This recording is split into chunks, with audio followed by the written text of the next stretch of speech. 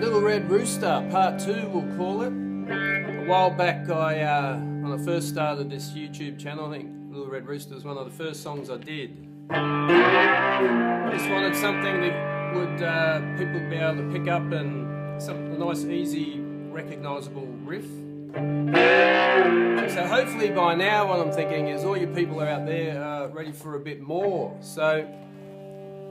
But first you got to master that. Go back to that video. Make sure you can do that, and then it goes into a 12 bar sort of deal that you got to know before you can do this next thing. So, and if you're having trouble doing that, I recommend go to learncigarboxguitar.com.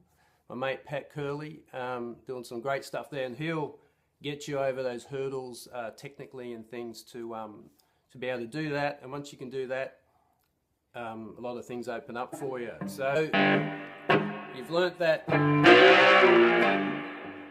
Little Red Rooster riff, and now you're looking to we're going to add some colour to it. We're going to throw in some notes in there, stuff like that. Just find some licks to put through. We're going to I've got a lot of songs I'm actually prepared something, so look out.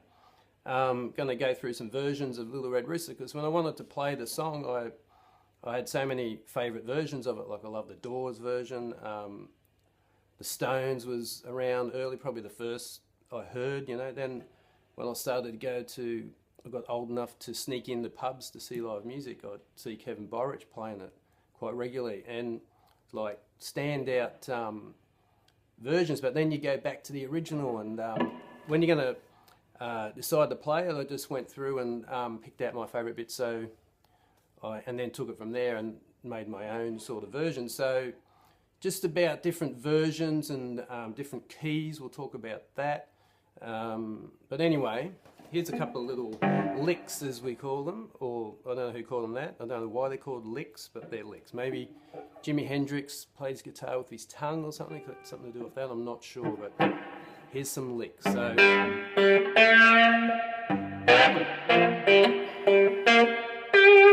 that's just the open G string. We're in G, I forgot to tell you that.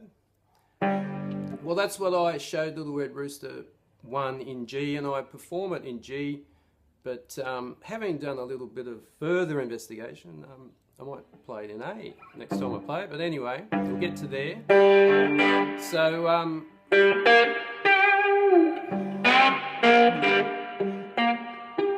and you can find those notes, the middle string on the 5th fret, the 5th fret and the 8th fret on the middle string, and then up to the G on the 12th. Just a different way to play the same thing, and then you can have fun if you like a solo or just filling in bits in the background.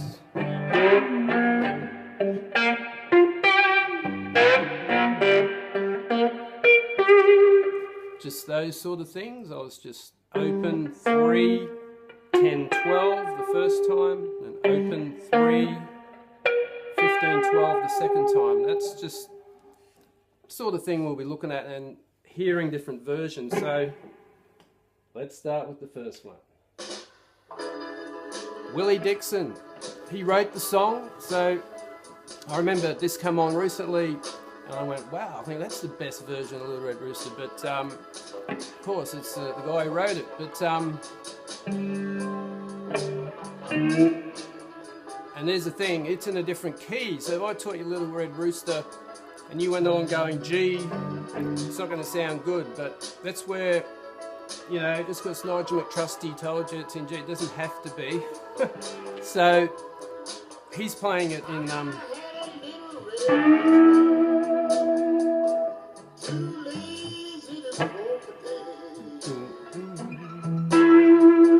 he's in E.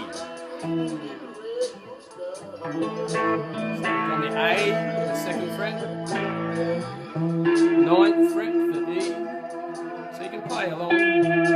4th fret, A,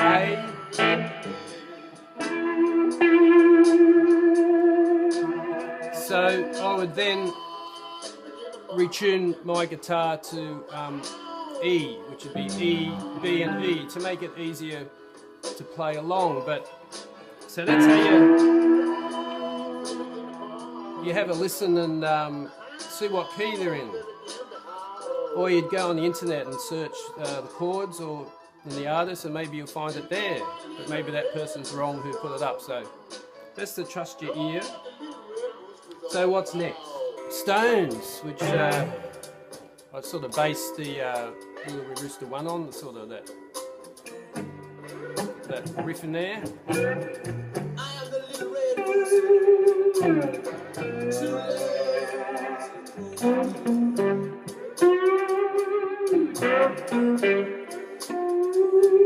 So Brian Jones was a pretty cool slide player too, and he's doing some good stuff. So it's just a matter of listening, but there's a few that are real standout little licks he did. One of them near the end, he goes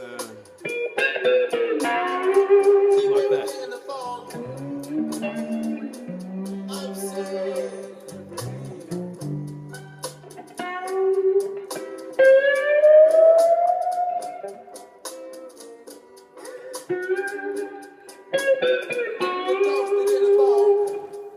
Alright. So the little riff, it's like from 17, 16, 15, 10, 12.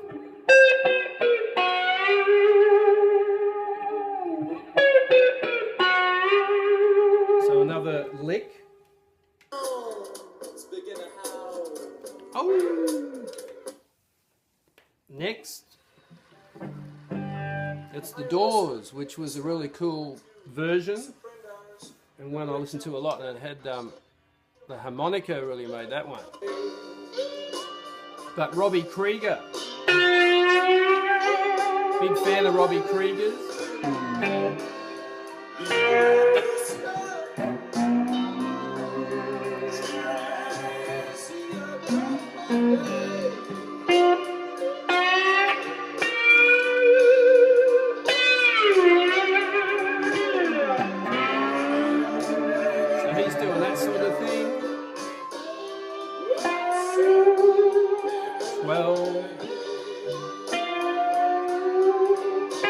Just a different style, he's real bottleneck. He had great slide all over every Doors album.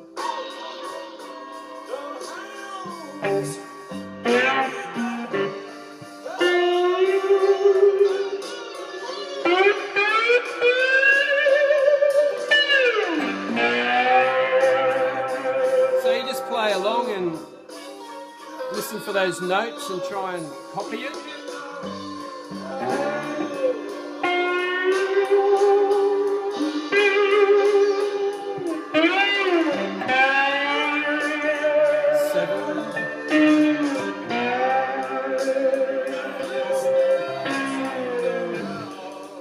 Etc. So it's a different style, but you hear some.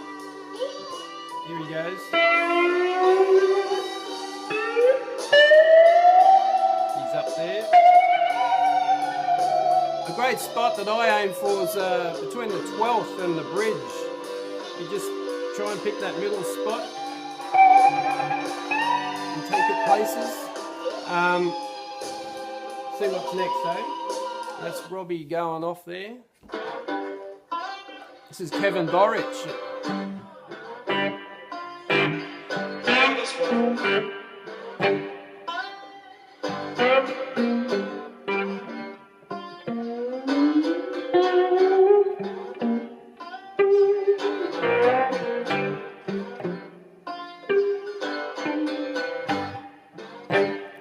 So feels like he's doing a bit different. Still in G. Kevin Borage is an awesome, he's a Kiwi, but I think we claim him as Aussie blues guitarist, so check him out, people in the States and things. He's amazing talent.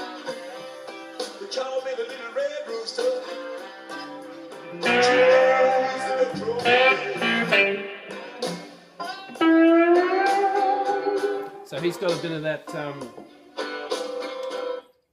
which you'll hear in this version. So Howlin' Wolf. But he's in A. So I'm going to retune my guitar to, I'm in G, but I want to be in A. So I'll just do that. I got me a little foot switch here. So I'm going to A, E, A.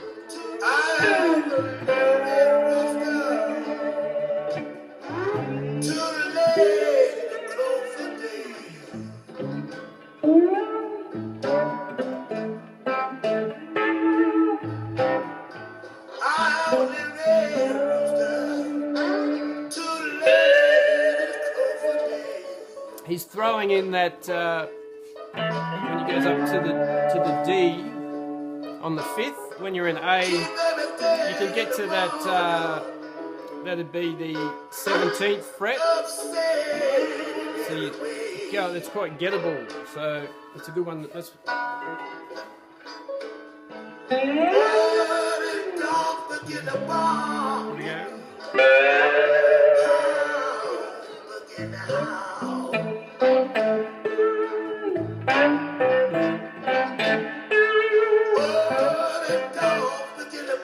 That's that little lick I showed you at the beginning.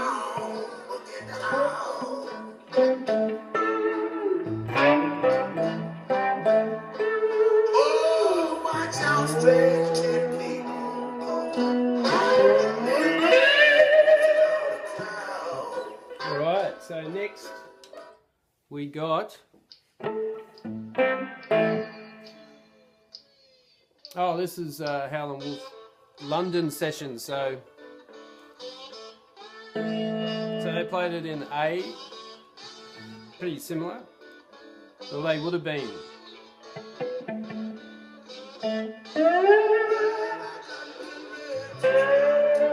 So that's a great version. Clapton. Got that riff happening. And this is one I've only recently listened to, Grateful Dead. And it's in, so it's in A.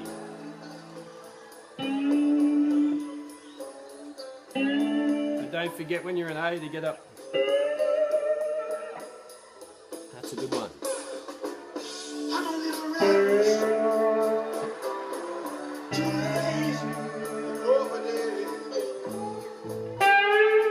On the 12.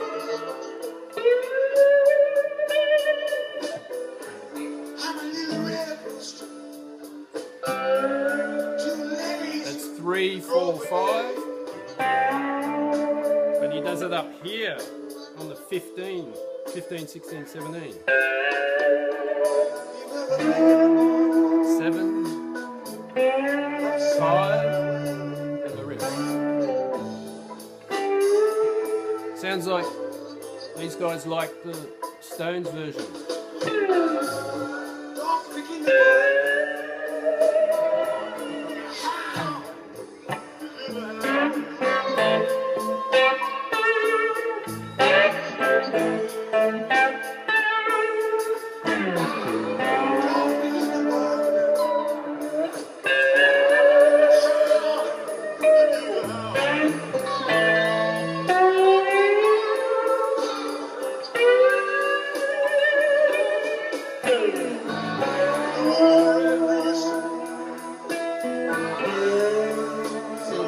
Like the Robbie Krieger style.